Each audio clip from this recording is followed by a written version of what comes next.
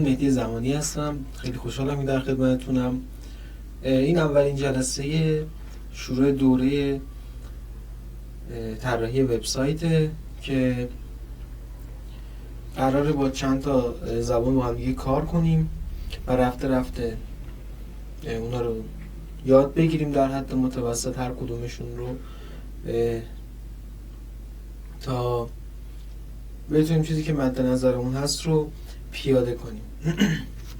برای چیزی که قراره یاد بگیریم اول این نمونه رو نگاه کنید. تقریبا یه همچین چیزی در انتها میخوایم پیاده کنیم که من زبوناش و اینا رو همه رو بهتون میگم و یه دونه باکس منوها رو داریم ما که صفحات مختلف رو هر کدوم رندر میکنه و یه دونه اسلاید میتونیم داشته باشیم که متحرک باشه، خیلی بهتره، و یه سری باکس محصول و خدمات و ابات رو داریم، کانتکت هاست رو داریم. اینا رو حتی اینجا نداشته باشیم ما میتونیم اضافه کنیم. حالا اگه بخوایم یه رودمپ رسم کنیم برای این موضوع، ما میتونیم اول بگیم که از HTML شروع میشه. HTML زبان نشانه گذاری سایته که ساختمان اصلی روی اون بنا میشه. بعد از اون ما CSS رو داریم، یکم کوچیک‌تر کنم بهتره. و بعد از HTML ما CSS رو داریم. CSS یه ظاهر خیلی خوبی میتونه بده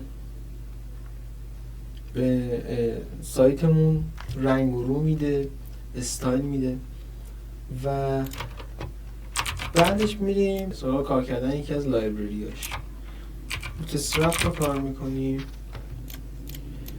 خیلی چیزای جدیدتر و بروزتری اومده مثل تیلوین، اما من تصمیم گرفتم که فعلا بوتسترپ رو بریم جلو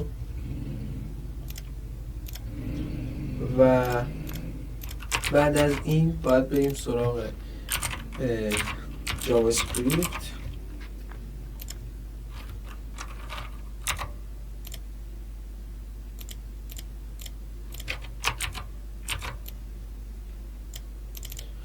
و بعد از جاوا اسکریپت میتونیم یه اشاره خیلی ریزی داشته باشیم به سری از کتابخونه ها و لایبرری های جاوا اسکریپت. ما قراره با اکسیوس کار کنیم، ما قراره با توست کار کنیم، قراره با سویت الرت کار کنیم. اینا رو همه رو میتونیم داشته باشیم و همچنین بعضی جاها رو از جیکوری استفاده میکنیم. پس اینم این رو به جیکوری اکسیوس و ما بقیش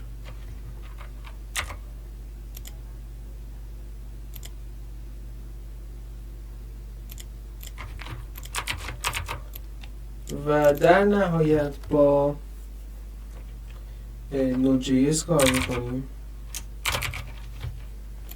که بتونیم سرور خودمون رو ران کنیم و در کنار نود.js ما باید با دو تا چیز دیگه کار کنیم. یکیش دیتابیس مونه که از مانگو دی بی استفاده میکنیم و اون یکی مدل ساخت فرانتمونه که از موتور رندر EJS استفاده میکنیم.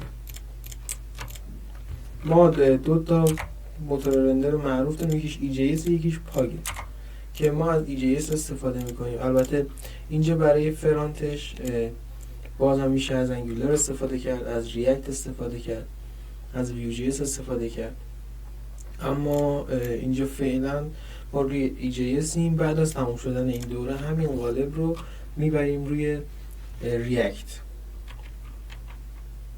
این توضیحات کلی بود که برای استارت فکر کنم لازم بود. برای این قسمت کافیه که بریم برای قسمت بعدی شروع کنیم HTML رو. مرسی که با هم